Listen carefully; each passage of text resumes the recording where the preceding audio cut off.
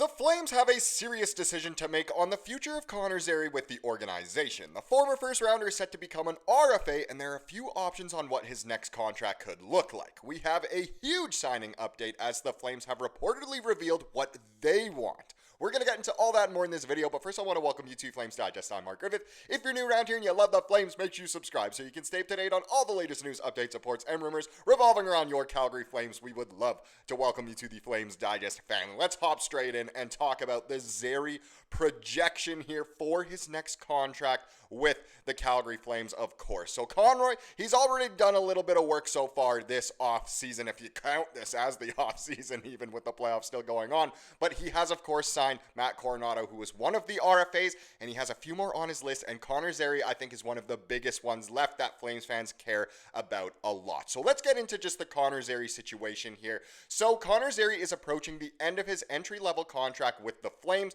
which carries a cap hit of $863,333 for the 2024-25 season. He is set to become an RFA in the summer of 2025, which obviously means essentially, we have the signing rights for Connor Zary. So performance overview, how has he been? Zary has made a notable impact since his NHL debut in November of 2023. Last year, he recorded 14 goals and 20 assists over 63 games. Not too bad at all. In the current 2024-25 season, this is a little bit, I don't know where this is from, but in the current 2024-25 season, he has contributed 13 goals and 13 assists in 51 games, averaging 16 minutes of ice time per game. I believe he finished the season with actually 27 points in 54 games is how it ended. So whenever this was taken, he played 3 more games and got 1 more point, but he essentially finished the season with a point every other game. His consistent performance has positioned him as a key player in the Flames lineup. Very, very true. So what are we looking at here? Well, that's a little bit of a spoiler. Let's get into this first. So contract projection scenarios. Given Zary's performance and potential, the Flames have a couple of options for his next contract. You obviously just saw one of them could be long-term, but this is an interesting one. So a bridge deal, so looking at 2 or 3 years, which the Flames have given to some of their RFAs over the past few years. Obviously, we remember what happened with Matthew Tkachuk especially. So a short-term contract could allow the Flames to manage their salary cap while giving Zary the opportunity to further prove his value. Such a deal might be in the range of $2.5 to $3.5 million annually, depending on negotiations and comparable player contracts. So a bridge deal is definitely in the conversation, I would say, for Connor Zary, because he hasn't quite played to the best of his ability, and obviously with all the injuries and everything, I think if he were to sign a long-term, it's not as much as maybe he would have wanted, and it might not fit into the plans for the future for the Flames. So the other one, as we just said, is a long-term extension, so looking at about 6 to 8 years instead. So alternatively, the Flames might opt for a long-term extension to secure Zary's services through his prime years. This approach could result in a contract averaging between $4.5 to $5.5 million per year.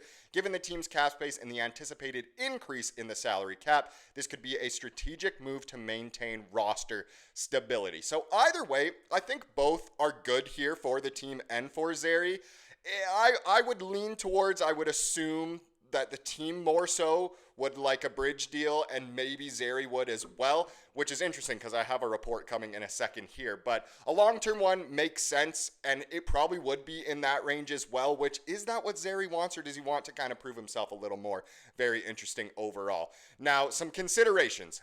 His injury history is a big thing. So Zary has faced some injuries, including a lower body injury in January of 2025 that placed him on injured reserve. The team will likely assess his durability when determining contract length and terms. And it sucks that this is a part of sports in general, but it is. When it comes to contracts, you need to take injury history into consideration. Others, so performance bonuses. His current contract includes performance bonuses, indicating the team's recognition of his potential. Future contracts might also incorporate such incentives to align compensation with performance. A good way for the player to get some more money, and the team not having to absolutely deliver this money and count it towards the salary cap if obviously it doesn't happen. Last one, team strategy. So the Flames are focusing on developing young talent, and securing key players like Zary aligns with their long-term strategy. It really does. It would, mirror what the Flames did with Coronato, what they've done with some of the other younger guys recently, and just shows that their strategy going forward is to believe in these young guys and build around them more so than signing, some older free agents to long contracts as some of maybe our past GMs would have done. Now, We do have a further update, and it actually comes from the form of a Ryan Pike article. Not going to go over all of it, but it's actually a quote within this article that's very important. So the Flames prefer a bridge deal for pending RFA Connor Zary, and that's a report. So already it seems like the team would be leaning more towards a bridge deal, which is a very interesting. So as the Flames' key young players progress, these gentlemen are going to get paid as they leave their entry-level years. Recently, Coronato inked a 7-year deal that'll pay him $6.5 million annually through 2032. Wolf is eligible for an extension as of July 1st, and Zary is a pending RFA following a season that was derailed by a pair of fluke injuries. And that's true. And both times he kind of came back much faster than anticipated. So clearly he's kind of like Wolverine. Over at Daily Faceoff, Anthony DeMarco had some reporting on Thursday that updated on Zary's impending contract negotiations. Per sources, DeMarco is reporting that the Flames prefer a bridge deal for Zary rather than going long term. Here's what DeMarco said. Here's the statement. So according to a team source, the Flames' preference is a bridge contract for the 2020 24th overall pick. Coming off of a relatively underwhelming 27 points in 54 games, there is still uncertainty whether Zary is going to be a center at the NHL level. We've heard and talked about that a lot within this franchise. There's also internal concern over all the injuries that Zary has dealt with, making more sense for the team to avoid a long-term commitment.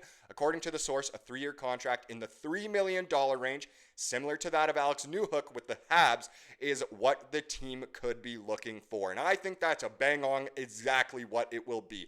Essentially right around $3 million and no more than 3 years for sure. 2 or 3 years I think is pretty set here. So very interesting overall that is what is being reported kind of from the standpoint of the Flames more than from Zary. So a short-term bridge deal does make some sense, as an injury-free year would allow Zary to show what he can do and carve out a niche for himself the way Coronato was able to this season. But the Flames would be running the risk that Zary lives up to his potential as a dynamic playmaking forward, and his cap hit on a long-term deal is nudged upward as a result, which, again, it shows that hockey is a business. It shows that sports are a business in general. And it's kind of funny seeing like, oh, if Zary plays well during this bridge deal, that's worse for the Flames. It's weird that it works out like that. We want all of our players to obviously succeed. And who knows, maybe Zary will get the bag. Maybe it'll be with us. Maybe it'll be elsewhere. We'll just have to wait and see. But either way, that's what's going on with Connor Zary, and that's a good projection of what his contract could be, so a nice update there for us.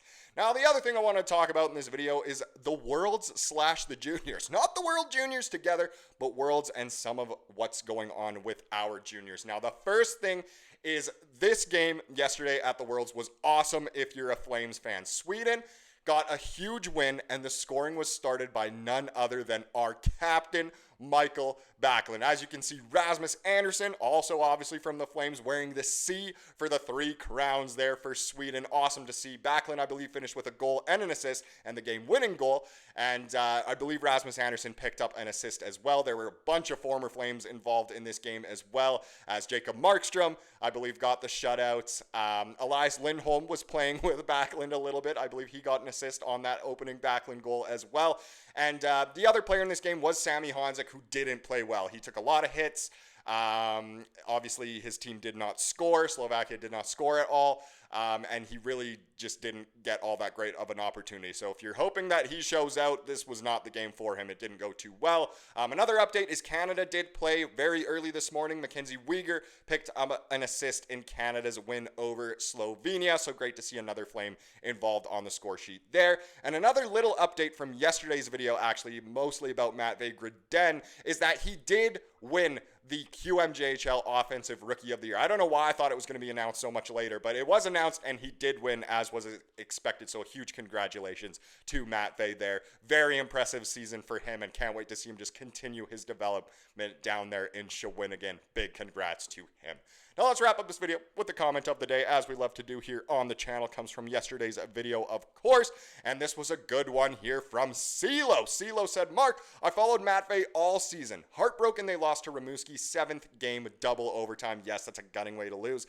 He's real good and has a heavy shot. 2024 draft was one to remember. Craig had his full fingerprints on it. Boy, did he ever. I've scouted Etienne Morin and will be there this weekend to see the Wildcats versus Oceanic, Game 1 and Game 2. Well, enjoy watching that. Hopefully Morin really does show out with Moncton, and hopefully they can progress and he gets that obviously great hockey development in there, playing some very meaningful hockey there in the Q's Championship Series, and he automatically gets to play in the Memorial Cup as well, which is awesome to see. Thank you so much for watching this video. Please subscribe to what you saw here today and have a wonderful rest of your day.